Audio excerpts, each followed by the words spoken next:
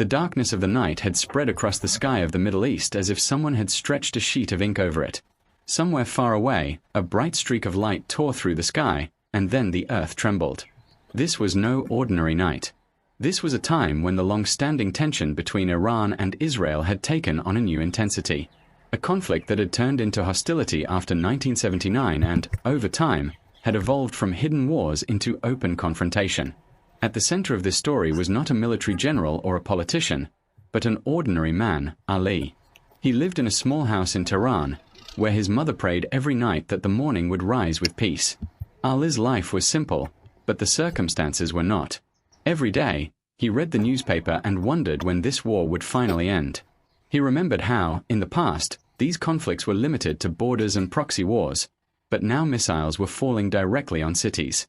At the same time, hundreds of miles away in Tel Aviv, another young man, Yusuf, stood on his rooftop, looking at the sky. In his city too, alarm sirens echoed.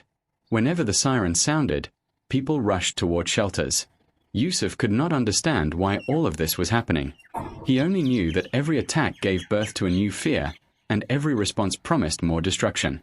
In both cities, on both sides, people were the same, frightened, exhausted, and longing for peace.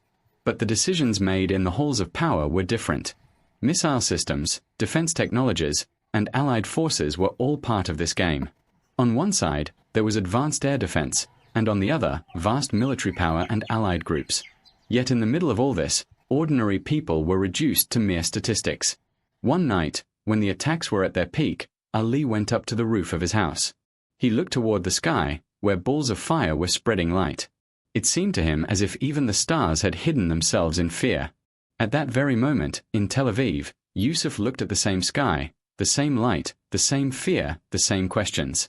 Days passed, and instead of decreasing, the intensity of the war continued to grow. Powerful nations of the world kept issuing statements, attempts at negotiations were made, but the reality on the ground was different.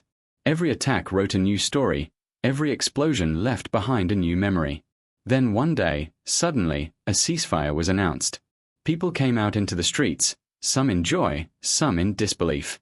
Ali took a breath of relief for the first time, and Yusuf too looked at the sky without fear. But both knew that this silence was temporary. The real question of the story remained: could this silence ever become permanent? Ali told his mother that perhaps one day would come when there would be no wars.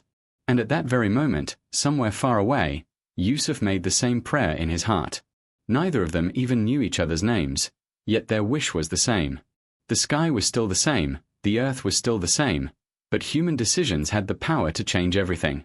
And perhaps, one day, those very humans would change the ending of this story as well.